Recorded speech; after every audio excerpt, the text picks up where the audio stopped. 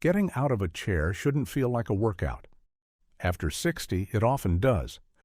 Your legs are usually the first place your strength slips, and most people blame it on their age. The real reason is that your muscles are starving for the right nutrients. And protein alone won't fix it, because after 60, your body stops using protein the way it used to. But 5 cheap vegetables can. Most kitchens already have them.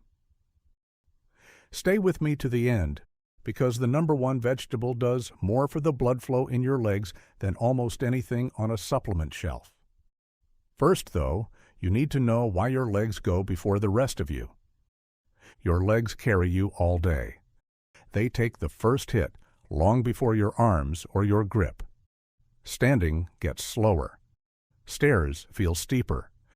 Your balance starts to wobble. That's how most falls begin. After 60, your body grows resistant to protein. Scientists call it anabolic resistance, and it means another shake or an extra piece of chicken can't rebuild what you've lost. Your muscles aren't broken. They're missing 4 things: blood flow, steady fuel, the minerals that make them fire, and strong joints. There's also a 5th problem quietly blocking all 4. These 5 cheap vegetables cover every one of them. But prepare them the wrong way, and most of the good stuff pours down the drain before it ever reaches your legs. Let's start at the bottom of the list, with the one that fixes something your muscles can't do for themselves. Number 5. Red bell pepper. Strong legs still need strong joints. When your knees are stiff and sore, the stairs hurt even when the muscle is willing. Red bell pepper is loaded with vitamin C. Your body uses that vitamin C to build collagen, and collagen is what keeps your joints flexible and cushioned. This is the part people get wrong. That pale, spongy core in the middle of the pepper is the piece you probably cut out and toss. It holds a good share of the vitamin C. Keep more of it, and you waste less of what your joints need. A red pepper is really a green one that ripened longer, so it carries even more vitamin C and beta-carotene. Eat it with a little fat. Avocado or a drizzle of olive oil. Some of its nutrients are fat-soluble and slip right past you without it. Do that for a few weeks, and the stairs stop feeling like a fight with your knees. Strong joints get you moving, but your muscles need fuel too. Number 4. Sweet potato. When your legs tire fast or cramp on a long walk, the problem is often energy, not strength. Sweet potato gives you a slow, steady carbohydrate. It keeps your legs going for hours instead of spiking and crashing. It also brings potassium, which helps your muscles contract and eases cramps. And a little B6, which helps your body turn the protein you eat into repair. Now, most people peel it and throw the skin away. That's the best part going in the bin. The skin holds much of the fiber and a lot of the potassium, so keeping it on keeps what helps your legs. If you watch your blood sugar, boiling gives a gentler rise than roasting in a hot oven. So scrub it, boil it with the skin on, and mash it with a fork.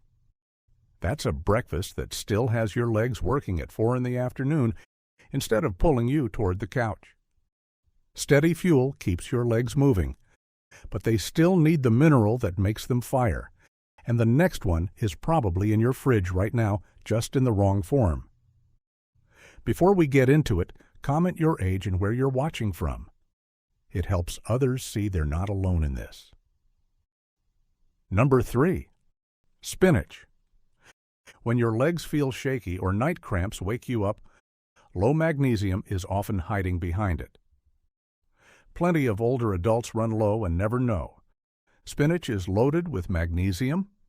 That's the mineral your muscles need to contract and to relax. It also carries natural nitrates that help blood reach your legs. But the way most people eat it works against them. Raw spinach in a salad, the version everyone calls the healthiest, comes with oxalic acid, and oxalic acid quietly blocks those minerals from getting in. A short steam, 2 or 3 minutes, breaks most of that down, and frees up what your legs are waiting for. Add a thread of olive oil because spinach's vitamin K needs a little fat to absorb. Then finish with a squeeze of lemon. The lemon helps you pull in more iron, and iron is what carries oxygen down to your working leg muscles. 2 left, and these are the 2 that change the most. Feeding your muscles matters, but something quiet can block all that repair, and this next one takes it on directly. Number 2. Broccoli. That something is low-grade inflammation. It's the silent kind that lingers after 60, and it keeps your legs sore and slow to bounce back. Broccoli helps because it makes sulforaphane, and sulforaphane calms that chronic inflammation so your muscles can actually recover and rebuild. This one surprises people most. In a raw floret, that compound isn't ready yet. You have to chop the broccoli and let it sit about 40 minutes before any heat touches it, because that rest is when the plant builds the sulforaphane. Cook it right away, and most of it never forms. Skip the microwave, which can wipe out much of the good stuff. Use a short steam instead. And this is the odd part. A little mustard powder over the cooked broccoli multiplies the sulforaphane your body absorbs several times over. It sounds strange. It works. Less soreness the morning after, and legs ready to go again the next day. Which brings us to the one I promised at the start. Number 1. Beetroot. This one is all about blood flow. Blood flow is what carries every nutrient down to your legs. Cold, heavy, tired legs usually come back to circulation. After 60, your body makes less nitric oxide, and nitric oxide is the signal that tells your blood vessels to relax and open. When those vessels stay tight, less oxygen reaches your leg muscles, and they run out of steam fast. Beetroot is rich in natural nitrates, and your body turns those nitrates into nitric oxide.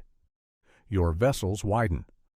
More oxygen and more fuel flow into your legs. In older adults, research links this to better muscle oxygen and quicker recovery. That's why it earns the top spot. Most people boil their beets. That sends a big share of the nitrates right down the drain, so roast or steam them instead, and the benefit stays in the food. Timing helps too. Nitric oxide climbs a couple of hours after you eat, so beets about 2 hours before a walk give your legs more to work with.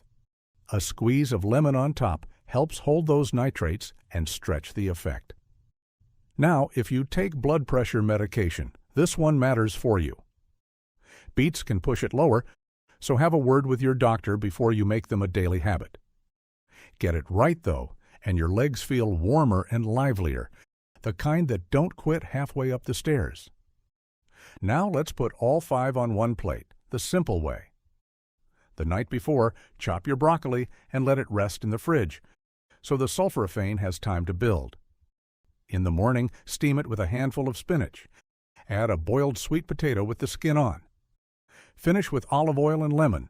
Roast or steam some beets to eat about 2 hours before your walk, and slice red pepper alongside with a little avocado. That one plate covers everything your legs need.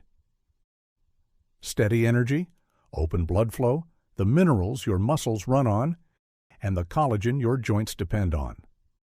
All of it prepared so the goodness reaches your legs instead of the sink. It's never too late to rebuild leg strength. It can start at your own kitchen table this week with food you already trust. If this helped you, subscribe so the next one finds you, and I'll see you in the next one.